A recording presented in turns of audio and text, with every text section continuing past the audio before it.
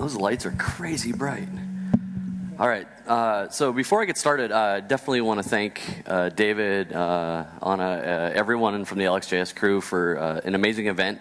Obviously a developer-focused event inviting a security talk. I absolutely love it and appreciate it very much. I've gotten to have lots of talks with other attendees on security topics, and it's been just a fantastic conversation. So hey everyone, I'm Adam Baldwin. You can find me on Twitter at Adam_Baldwin or Evil Packet on GitHub. I am the Chief Security Officer at And where I get to work on basically securing some pretty awesome products like Talkie.io, .io, and Bang. And I am the team lead at Lyft Security, where I get to help developer teams basically improve their security posture, audit web apps and things like that. And the reason I'm standing here today is that I'm the founder and organizer of the Node Security Project. And I'm basically a self-appointed cheerleader of security in the Node community, right? I absolutely love this community. You guys are fantastic. This talk might have been better titled The Random Sort of Babblings of a guy that's done security for far too long, and that's ADD. So hopefully I'll keep on track and stay focused. Most of the goals of my talks are not necessarily to disseminate technical security knowledge. I'm usually presenting to get you to think a little bit differently and to think critically how you're doing security within your in development. So I'm going to talk a little bit about the Node Security Project's backstory, some successes, some things I really screwed up in starting the project, and hopefully weave in some lessons that you can take away that'll apply to sort of any sort of dev environment. Anyway, so for those of you that aren't familiar with the Node Security Project, it's a community effort to audit all of the modules published on NPM. There's 40,000 plus modules at the moment. And we're trying to use this, the data we get from that to enable developers to write more secure software, to just be better. So along with auditing modules, we're going to provide educational blog posts, references, links to talks, papers, things like that, things that can help you with your everyday development life.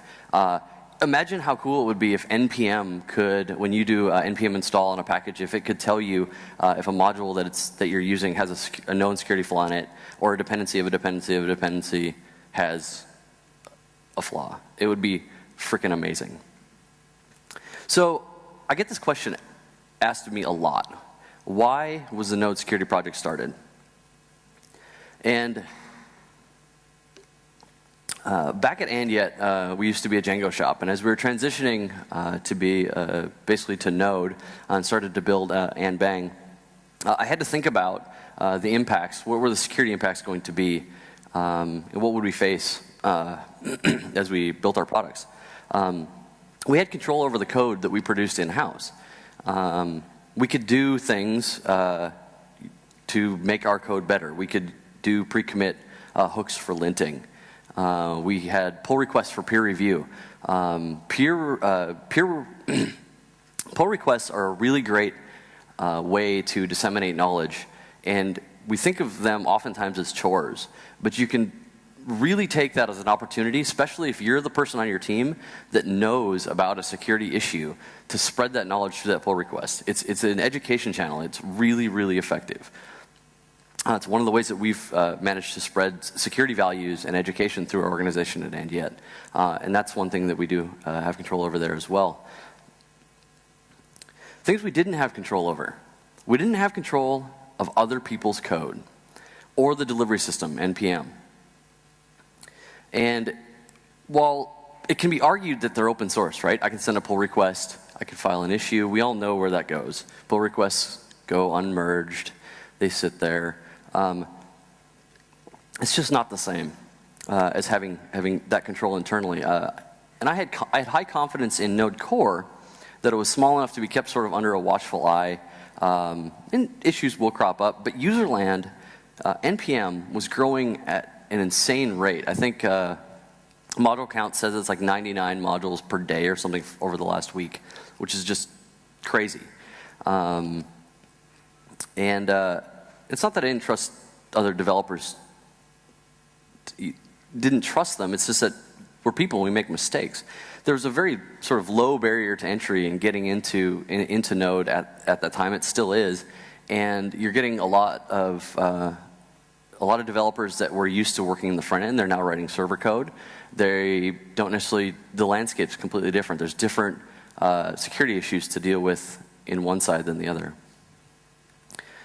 So when we started thinking about, or when I started thinking about this, it led to sort of the discovery initially that the registry passwords, npm passwords, were the hashes were exposed, and a lot of the passwords were easily crackable, 4-character passwords. All that was guarding me publishing to your module and uploading whatever I wanted. So take that as note one. If you're using a really horrible password on npm, update it, please. And then we got that fixed. And then we added CSRF, cross-site request forgery protection, to npm dub, and to reduce the account of chance of account hijacking. So those were a couple of historical things we had done. We wanted to do more. Modules are the glue. Basically, any app, any Node app is going to be just a bunch of modules held together with glue code, right? That's the typical pattern for a Node app. So let me just.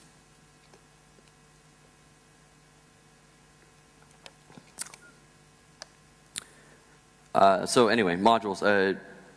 Where there wasn't modules, getting back to the point of that it was sort of green pastures and people were just sort of it's a low barrier to entry.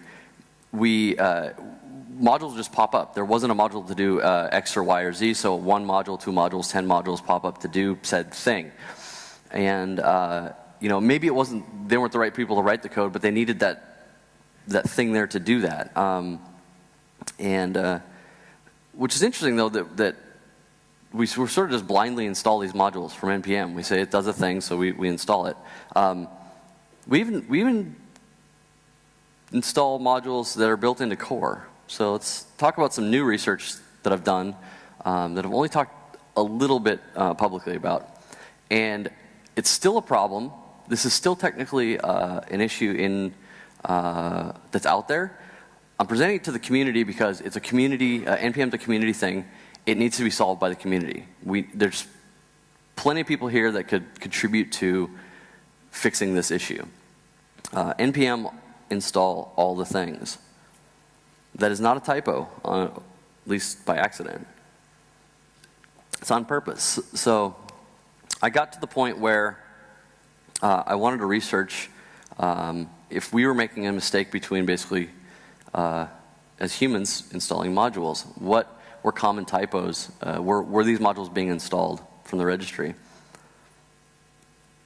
Would you normally do this? Do you think anybody does this? npm install fs? Most people would say, no, that's a silly thing to do. It's built into Node core. Or this, npm install http. Or how about this, npm install socket.io. There's actually supposed to be a dot in there. You'll get a 404 for every single one of those. They don't actually exist right now, but they could be published. And they may not be the module or the intended behavior that you want. It could be a malicious module. It could be something that mimics the behavior of a module, but has a malicious counterpoint. So I did an experiment. I passively analyzed basically all of the logs, looking for if people did these things. So I got the logs from the npm project, and over about a period of 3/4 of a year, 15,000 people tried to install fs. Yeah, a lot of people. HTTP was also high on the list. Those modules still don't exist. However, it's becoming sort of like, there were these modules published just a little while ago, a couple days ago, and I noticed they got taken down. Somebody basically was just trolling the registry by publishing some of these things out there that did nothing. Just module exports, nothing, but those actually got taken down. So it is a problem. I published CoffeeScript, not coffee-script, but CoffeeScript, and I got 200 downloads in a week, and the module did nothing. Had it mimicked the behavior of actual CoffeeScript, it might have gone unnoticed a lot longer. So I'm not sure self-policing is in the community is enough, but I really just want to get that out there to get the dialogue going about this problem. Conclusions I had were core modules basically shouldn't be they shouldn't be allowed in NPM, right? Like we should have some block there or something or some placeholder. I don't know. The core is important to keep the integrity there. Punctuation is hard. Modules that have punctuation in them are more often you're going to install a wrong module. So basically, we need to be sure that we're installing the proper things. That's one of that I got out of it. If I want to own a Node app, one of your Node apps, one of your developers, I'm going to go to the registry. That's the source of where I'm going to go. And I'm going to try these techniques as an attacker. We've gone under the radar in the security community, and I think we're going to start. That's going to start to change here soon. We also need a way to sort of manage integrity on NPM and prove that we're installing packages. That might be package signing. Paulo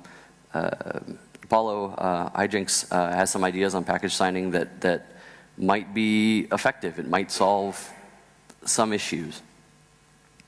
So combine, sort of back on the why, that was just kind of an aside of just these compounding reasons of why we started.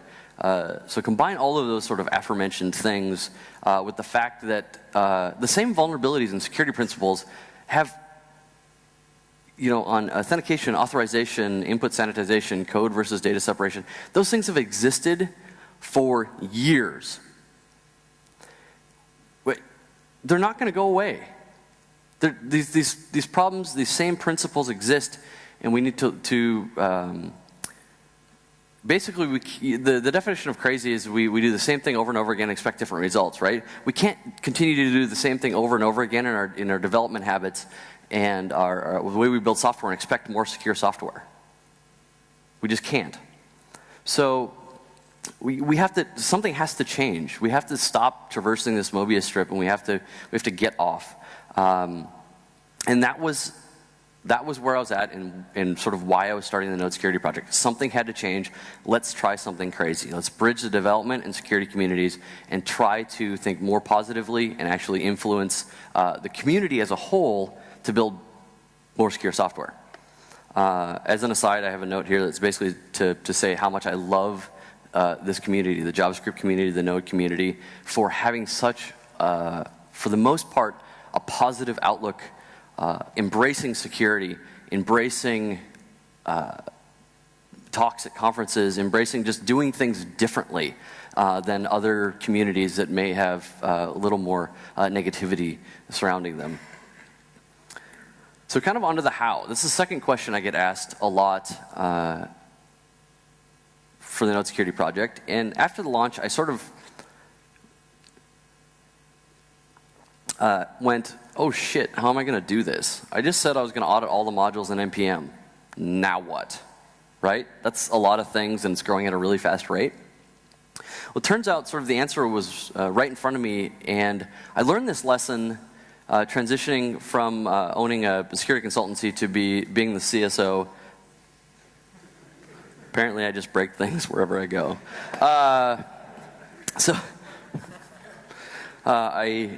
As I became the CSO at Andiet, I got I'd worked for Andiet for years, or with Andiet, and I got this new opportunity to just sort of, I was like, I'm internal, I can affect change, things will just happen, and we can just change all of the things, right? Secure all the things, make policies, make developers do this and this and this and this, and it didn't work.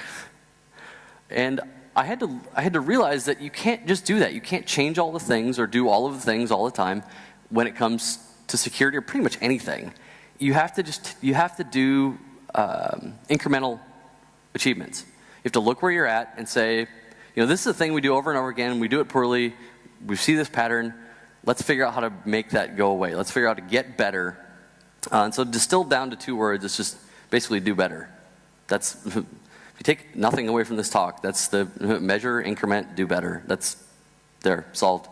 And the reason that is because security is not a solvable problem. You can't be 100% secure. It's just not going to happen. So once you realize that and embrace that, you're going to basically realize that you have to approach it that way. similar to, we're doing the node security community, node security project similar to sort of how the pyramids were built. With a bunch of people in the community, one block at a time. We're going to do, basically we're going to do it based on initiatives. So we're going to pick one particular security vulnerability, one particular pattern. We're going to focus on it. We're going to audit it across the code base. We're going to automate that. And I'll go into our process a little bit later, and then we're going to ratchet up. So once that's sort of gone and being checked, we're going to go on to the next thing, and the next thing. And as more people get involved, we can do those faster. But we're a small team. We're actually an amazing team. This is our contributor. This is our contributor page, basically, on the NodeSecurity.io site. And there's a lot more people that are listed there because it's basically got a bug and it doesn't show everybody. But it's, some of those people, Steven, Ilya, and Wes on the top row there have been instrumental in creating some of our tools in our initial version, which is going to change. And they're part of the core that's going to be accepting code contributions and stuff. Now, we've also had a lot of community advisor, Michael Rogers, Nathan Fender from the Andiet team, Daniel Shaw have been great advisors. They're also not really listed there. But I realized after I got going and we did all this that I did it wrong. So there's some incremental things that we're going to do at the Node Security Project as well. And I had I had a problem. And I solved it wrong, basically. The problem was I don't want people that I don't trust coming and signing up for this mailing list, this private mailing list, and basically coming for the free O days, right? I didn't want them coming for the free vulnerabilities, which we had, and we had no way to sort of segregate them. We initially used just GitHub issues and a private mailing list. And we're going to solve that basically through a new process. And we have to, I want developers to be able to contribute. So I've been asked a lot of times, I don't know much about security, but I want to be involved in the Node Security Project. I want to learn. So I think I've figured out a really interesting way to sort of combine the two. Who here has heard of nodeschool.io? A few hands? Okay, so nodeschool.io is absolutely amazing, and I believe the artwork there is Substack, and Brian Brennan was part of it. I don't know who all's involved. But that started because of Streams Adventure that Max and Substack wrote. So if you don't know about Streams Adventure, also, and I think Rod did a bunch for that as well. It's a way of doing like exercises. You get an explanation of exercise, and then you got to write some code and get it verified. So that's what we're going to do. We're going to use that process to sort of connect developers with an education about the vulnerability, and then they can validate it. And you can just pop stuff off of a stack. You can see only the things that you have worked on. You can't see all the rest of the things. And we can keep track of who's done what, and it segregates the work. It educates developers, and it sort of meets all of our goals. So here is our new process, basically, with lots of little icons. So people basically feed the machine, right? We've got a core security team that is coming up with new things, or people report them publicly. That's another thing that I really want to get supported is I want to get, if you have a security flaw in a library, report it. It does good for the community. A lot of people hide those things and just fix it silently and push a new version out, and it's gone. Let's get that intel. Let's actually get some good data about what's going on in our modules and the type of quality of code that we're building. So we feed the machine. One way we do that by searching. We've got a full text index of all of the source code from NPM. So whenever new modules push, it gets updated. We can do quick searches across who's using childprocess.exec in a really horrible way, and we can look across and say, is this a good pattern? Is this going to have lots of false positives? Of course, we can tune those things. That's the job system in the whole COD thing. It's a Redis-based job system. On the Node Security GitHub page, github.com/nodesecurity, there's 3 repositories that are very empty right now because I'm basically moving all the code that was private and closed source because basically I did it wrong. And it's going to be open and in there, and anybody contribute, send pull requests, etc. That job system is up there. Very simple plugin structure. You can basically do anything. If you want to do a grep, you're just doing a grep for a string, which might be enough. You can do that. We've got creates a new basically tickets in the system. It's just a web app. People pop tickets, so any developer can pop a ticket off that stack. Basically go through that exercise, learn the background of that particular issue, and get knowledge about a security flaw. Which then, hopefully, if you're then reviewing other code of peers, that ends up, spreading itself, and that grows organically throughout our community. Let's see. Then we communicate with the developers. This turns out to be a really, really, really hard part about with the project. Is that every single project in here wants things done a little bit differently and communicated a little bit differently, and they use different ways of working with each other. More on that in a little bit. We fix the things, do pull requests. We don't ever publish an advisory, which is the last step. We don't ever do that without having a fix available. So that's one thing is we're very focused on having positive interaction with developers, and we don't want to basically screw anybody over. That's sort of one of our core values. This slide's not supposed to be in there. So anyway, even if the Node security project fails to sustain, we're going to end up fixing a few things. Even if it doesn't sort of produce a resource that helps you in your everyday life, in one of your modules, it can still be of use. You can take that lesson of just sort of increment and do better, and realize that even these random projects out there that people really think are a good idea, and I've got a lot of compliments and a lot of followers on the Node Security project. We still do things wrong, and we're okay admitting that, and we're just going to increment and do better. You can take that away. Process habits are not like code are not immutable. They can change. We can simply do better. So with that, to be sort of that seed within our environment and be the spark, we're going to sort of see some things that we can do, very specific things we can do to be a catalyst for change. So improved resources. The reason why security education sort of fails to be disseminated to developers is because a lot of security people are not developers. And so we write as security people, we write documentation and tools and things that are designed for us, not developers. And so what happens is that sucks for developers. What we need to do is make that better. So what I really, really want people to do is go read some of the resources out there that are better for developers, such as the OWASP Top 10, OWASP.org, and tell the Node Security Project what sucks about it.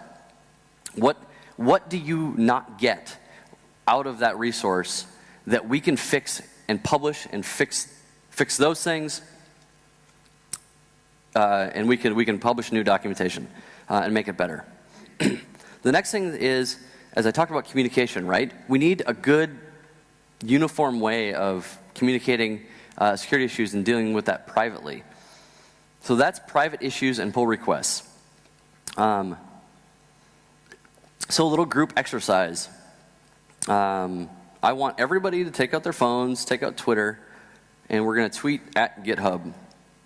Because this would be great to get like 300 tweets at GitHub.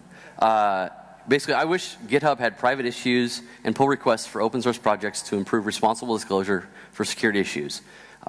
We don't have to have random email addresses where things go to or some out-of-band channel. We're using GitHub, and we're using issues, and we're using issue trackers.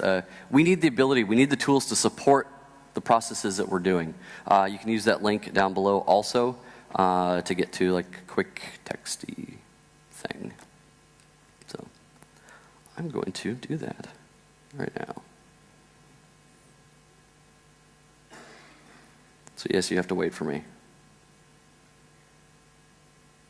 I should have had this already typed in. Poor planning, I guess I'll do better next time. NSP, Node Security Project. Everyone is crushing the Wi-Fi right now, so it's not going.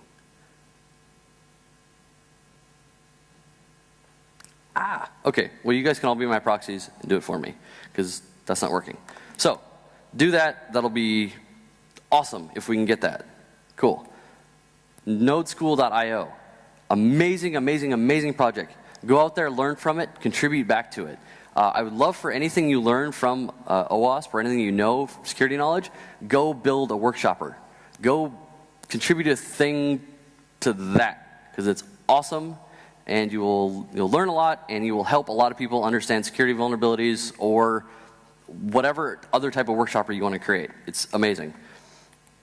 The last thing is, until we get the thing from GitHub or get better tools there, we can sort of augment. We can put our security process for our projects in a place. Security.md. You can put how you want to be communicated about your security vulnerabilities. It might simply be an email address. It might be a detailed process, much like the Ember.js project has. If you want a good example, check out the Ember.js security disclosure process. It's a model for how we can improve things. So do that. Check us out on github.com/nodesecurity and help. I am a developer and I'm a security person. I'm a bad developer. I write really slow. I just write code in it very poorly. So I need help. I do have a vision. I'll get some documents out there for what we're kind of looking for built to get built. But I know there's amazing people here that could contribute very quickly, much faster than I can, and do it in a much better way. With that, I'm done.